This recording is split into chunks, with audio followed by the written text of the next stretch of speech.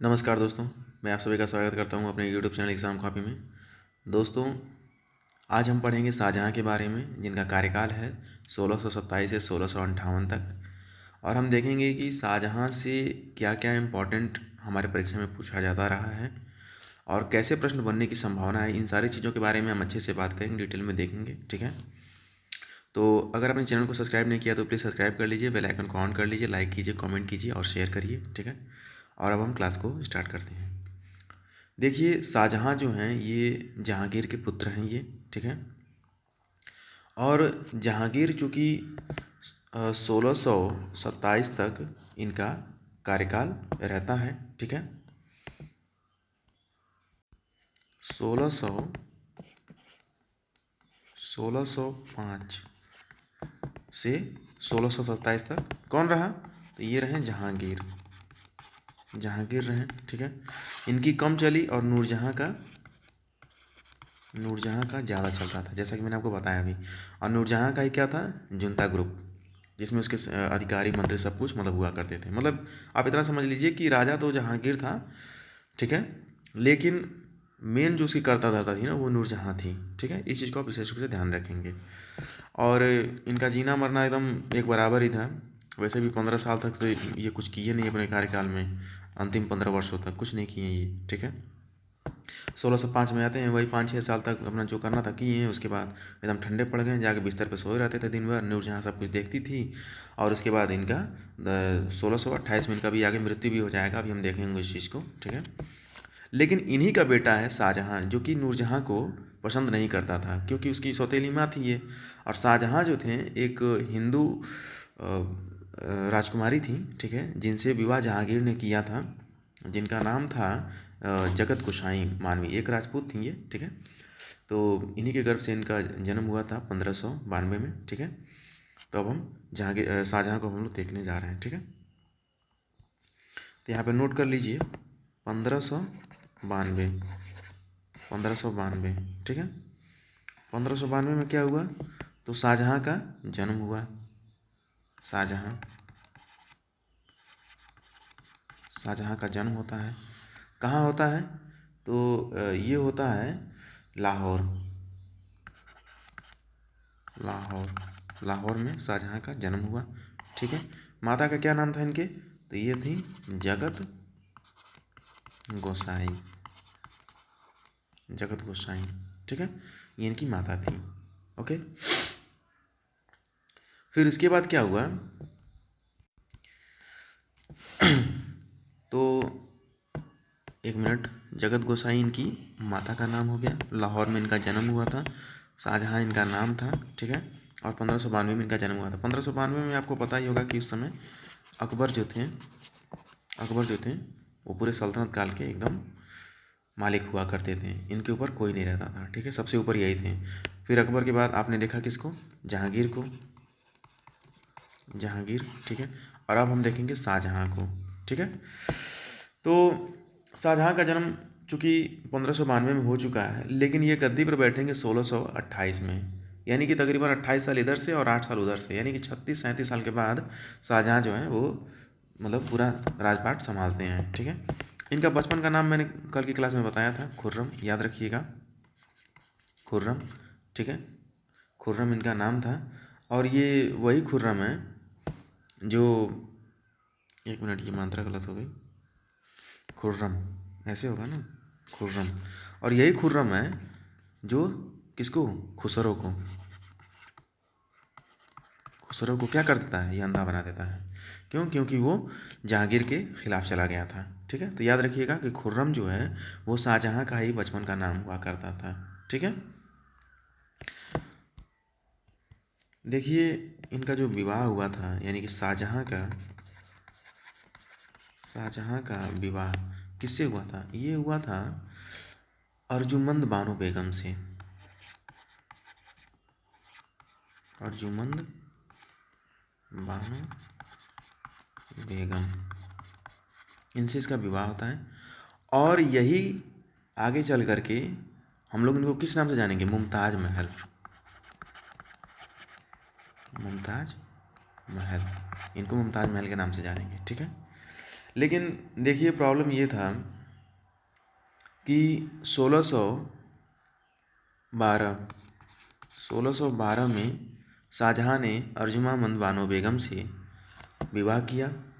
लेकिन प्रॉब्लम ये हो गया कि 1631 तकरीबन 19 साल के बाद, 19 वर्ष के बाद, ठीक है, क्या होता है, मुमताज़ महल की मृत्यु हो जाती है। इनको मतलब बच्चा होने वाला था, प्रसव पीड़ा के दौरान इनकी मृत्यु हो जाती है 1631 में, ठीक है। और यहीं से शाहजहाँ क्या करते हैं, अपनी मैडम के लिए ताजमहल बनाते हैं। ताजमहल, और ये मैंने कल आपको बताया ही था कि 1648 में ताजमहल बना था, ठीक है। ये तो मैंने कल की क्लास में आपको बता दिया था कि ताजमहल जो है वो 1648 में बना था। और जामा मस्जिद तो खैर 1656 में बना, लेकिन लाल किला जो था वो 1648 में बना था, ठीक है। तो इस तरीके से आप इन सब चीज़ों को, सारे फैक्ट्स को आप ध्यान में रखते हुए आगे बढ़िएगा, ठीक है। अच्छा, अब देखिए मुमताज़ महल की तो चूँकि मृत्यु हो चुकी है और उनके कब्र पर ये ताजमहल बना चुके हैं अब, ठीक है। लेकिन हुमायूं के मकबरे को ताजमहल का अग्रगामी पूर्ववर्ती माना जाता है, जो हुमायूं का मकबरा था, ठीक है। लेकिन चूंकि हुमायूं हमारी क्लास में हो चुका है, तो इसलिए अब हम हुमायूं के बारे में ज़्यादा हम डिटेल में नहीं जाएंगे। अब हम आगे की चीज़ों को हम देखते हैं, ठीक है। तो फिर ये हुआ कि शाहजहाँ के शासनकाल को सबसे बड़ा मतलब स्थापत्य कला का स्वर्णकाल भी माना जाता है, ठीक है। जैसे कि जहांगीर को मैंने बताया ना चित्रकला के लिए फेमस था, तो ऐसे ही शाहजहाँ का भी याद रखिएगा। शाहजहाँ का याद रखिएगा कि ये स्थापत्य कला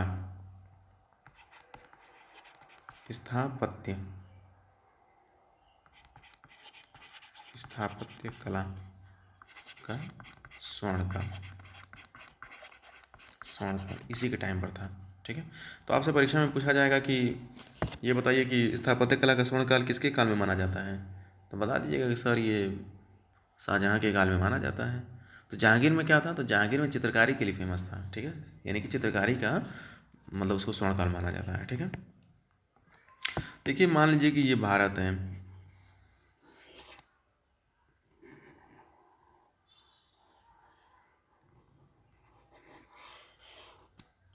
है, ठीक है। लेकिन ये हमारा आज का भारत है, हम उस समय के भारत की बात करेंगे। ये सारा हिस्सा अपना लगा हुआ था, ठीक है। मैं यहाँ पर ये बताने का प्रयास कर रहा हूँ कि दिल्ली में जो है वो शाहजहाँ बैठे हुए हैं, भारत पर वो रूल करना चाहते हैं, भारत पे बल्कि रूल कर भी रहे हैं, वो शासन कर भी रहे हैं, ठीक है।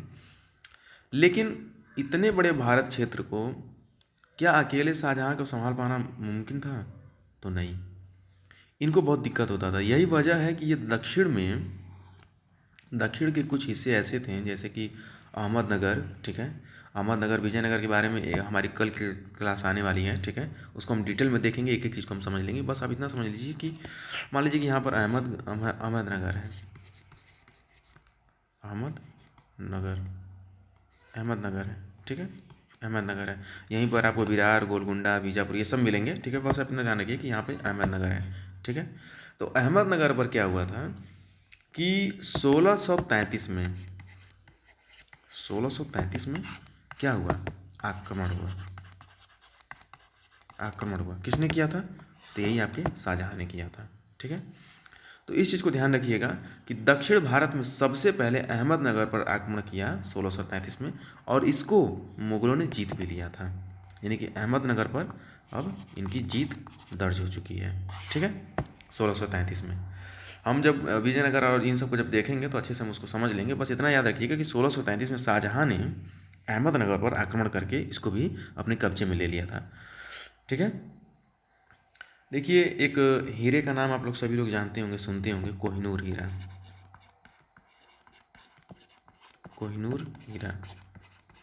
ठीक है। आप लोग को पता होगा कि ये इस समय अपने पास नहीं है, अभी इस समय ये ब्रिटेन के पास है, ठीक है, वहाँ की रानी के पास है। लेकिन मैं ये बताने का प्रयास कर रहा हूँ कि शाहजहाँ को मोहम्मद सैयद नाम याद रखिएगा, पूछा जाता है, मोहम्मद सैयद, ठीक है।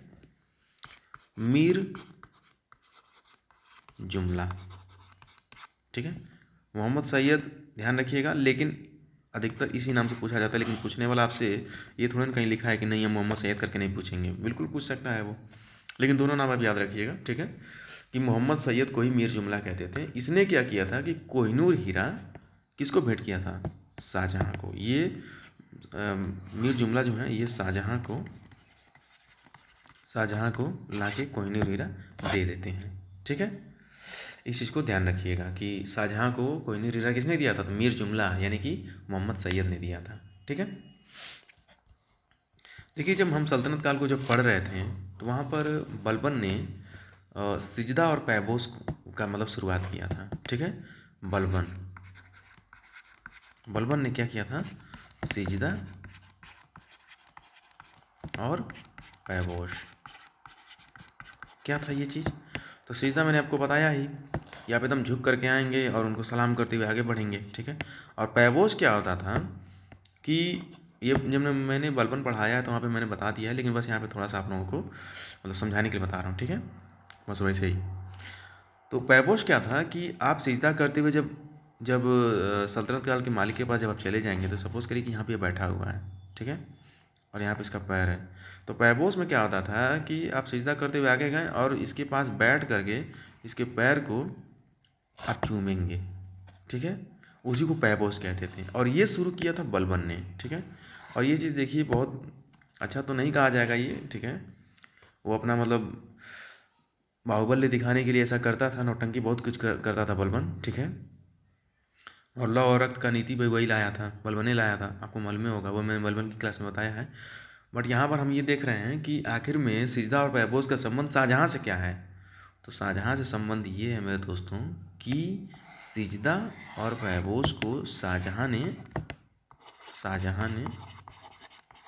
क्या किया? समाप्त कर दिया। यानी कि सिजदा और पैबोस खत्म, अब कुछ नहीं होगा, अब ये सब नौटंकी नहीं होगी, ऐसा शाहजहाँ ने कह दिया, ठीक है। फिर उसके बाद क्या होता है कि देखिए शाहजहाँ, ठीक है, तो शाहजहाँ के जो थे ना वो 4 बेटे थे। एक का नाम था दारा, ठीक है, ठीक है, दूसरा था शाह सूजा, तीसरा जो था वो क्या था? औरंगजेब,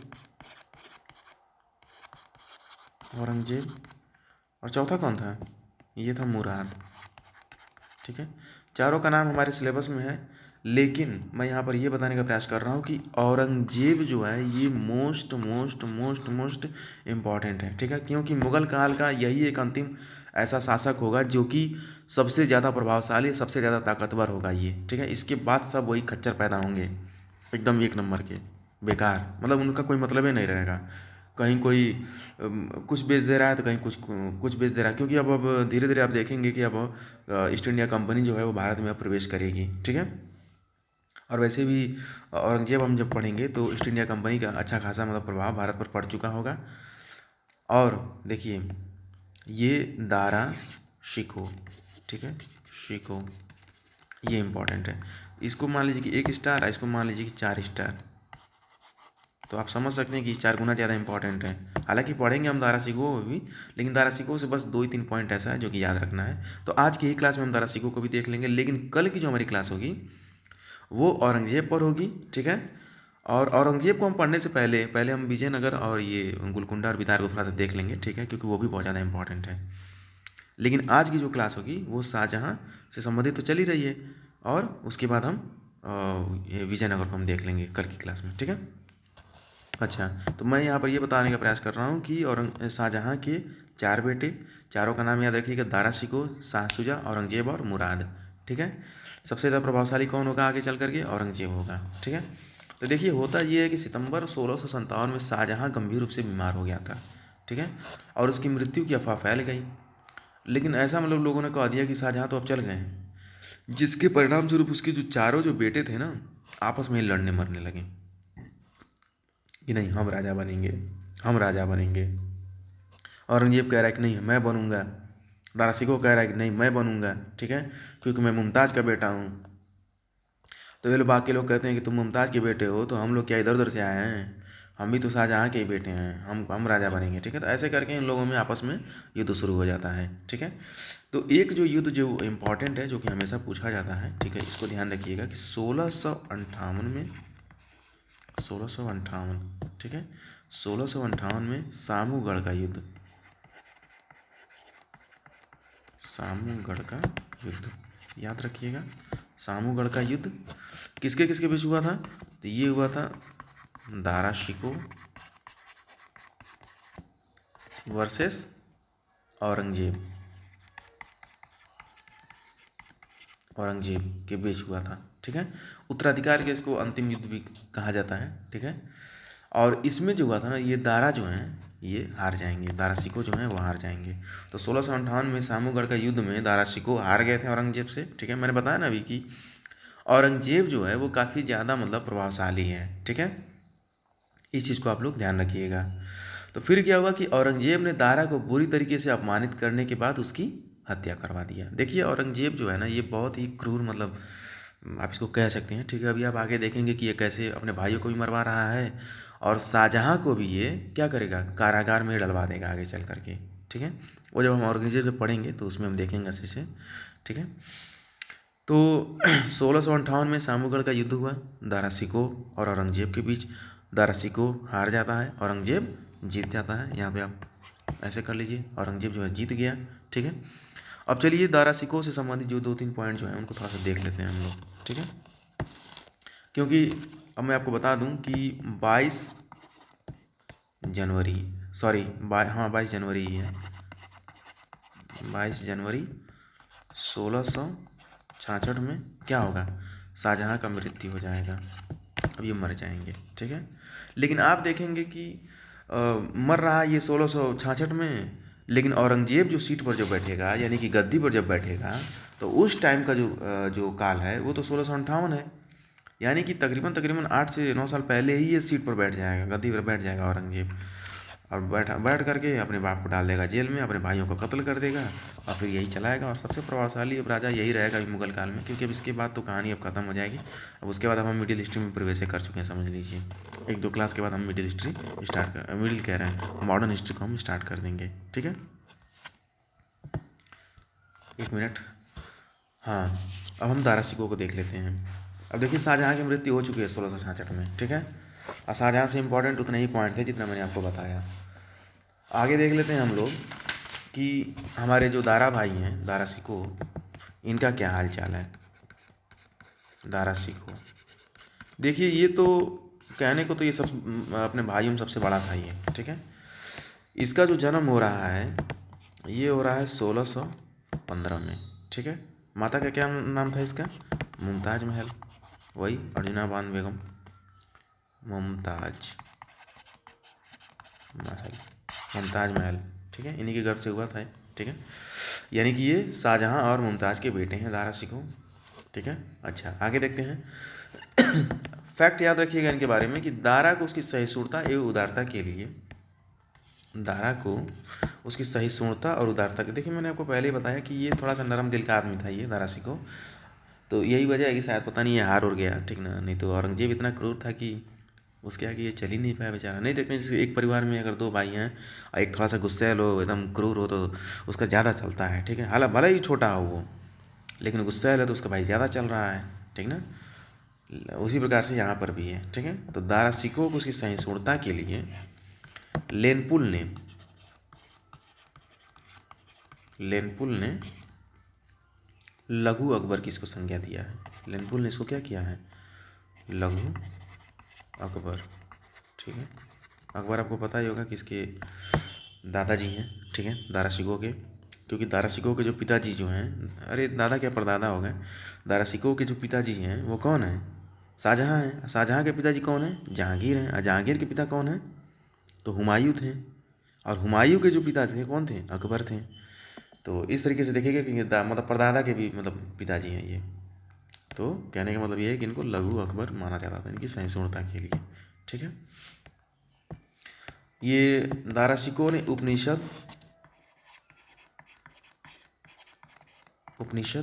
और भगवत गीता,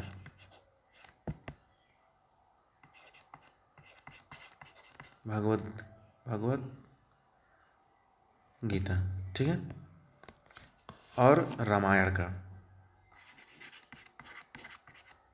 और रामायण का इसने क्या किया था, इसने अनुवाद कराया था फारसी में अनुवाद कराया था, ठीक है। तो इन सब चीज़ों का ध्यान रखिएगा, ये भी इससे रिलेटेड फैक्ट है। सीधे आपसे पूछ लिया जाएगा कि रामायण का फारसी में अनुवाद किसने कराया था, तो बता दीजिए कि दारा सिकोह ने कराया था। भगवत गीता का किसने कराया था, वो भी दारा सिकोह ने कराया था। उपनिषद का किसने कराया था, तो वो भी दारा सिकोह ने कराया था, ठीक है। इन सब चीज़ों को आप याद रखिएगा, ध्यान रखिएगा, ठीक है। तो देखिए, दारा सिकोह से संबंधित ये इतने ही पॉइंट हैं, ठीक है, बहुत ज़्यादा इंपॉर्टेंट है नहीं हमारे लिए ये, तो इस प्रकार से आप इसको देख सकते हैं, ठीक है। और कल जो हम बात करेंगे वो बात करेंगे विजयनगर साम्राज्य के बारे में। विजयनगर साम्राज्य जैसे ही हमारा ख़त्म हो जाएगा, कल की क्लास में ख़त्म हो जाएगा वो, ठीक है, जो भी इंपॉर्टेंट चीज़ें होंगी उनको हम देख लेंगे। और उसके बाद फिर हम बात करेंगे औरंगजेब के बारे में, ठीक है। और औरंगजेब फिर ख़त्म जब हो जाएगा तो फिर अंग्रेज़ तो पूरे मतलब भारत में आ ही जाएंगे, तब तक पूरा एकदम बढ़िया से कब्जा कर लेंगे। तो ऐसे ही हम आगे की तरफ हम बढ़ते जाएंगे, और हम हमारा समझ लीजिए कि मॉडर्न हिस्ट्री जो है अभी स्टार्ट नहीं होने वाला है। 1-2 क्लास, मुश्किल से मुश्किल 3 क्लास। देखिए, एक क्लास आपकी औरंगजेब पर आएगी, एक क्लास आपकी आएगी विजयनगर साम्राज्य पर, और एक क्लास अगर मिडिल हिस्ट्री में कुछ इंपॉर्टेंट अगर रहता है कुछ तो उसको देख लेंगे। उसके बाद हमारा यानी कि चौथी जो क्लास होगी हमारी वो मॉडर्न हिस्ट्री। और मॉडर्न हिस्ट्री जो है वो समझ लीजिए कि इतिहास में अगर कुछ पूछा जाता है सबसे ज़्यादा तो वो मॉडर्न हिस्ट्री से ही प्रश्न बनता है, ठीक है। जैसे मान लीजिए कि मैं यहाँ पर आपको एक चीज़ समझा रहा हूँ। जैसे मान लीजिए हिस्ट्री, ठीक है, 3 भाग हैं इसके, ठीक है, एंशिएंट,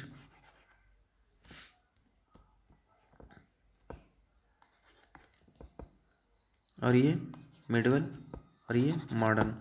सपोज करिए कि आप कोई परीक्षा दे रहे हैं, 10 प्रश्न आ गया, ठीक है। तो इस 10 प्रश्न में पता है क्या होगा, 3 प्रश्न आपका एंशिएंट से आ जाएगा, 2 प्रश्न जो है आपका मॉडर्न से आ जाएगा, और 5 प्रश्न जो है ना वो मॉडर्न से आएगा, ठीक है।